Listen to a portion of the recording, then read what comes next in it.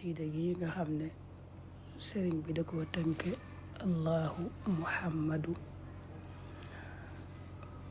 xasida gu gàtt la, bayit yi mi ngi toll ci juróom-ñeent. moo tàmbale ila siwaaya bichaqaa'i dahaba kullu lainin la ara man nahaba.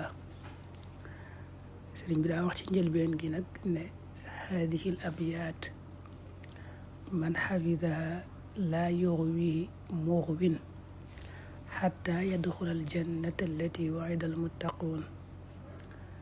bayit yi képp koo xam ne mokkal na bayit yi, kenn kuy bewloo wala kuy réerloo, moo xam seytaane la wala ku man di doon di bewloo waate wala muy réerloo waate, du ko mën a bewloo, du ko mën a réeral ba muy tabbi aljanna.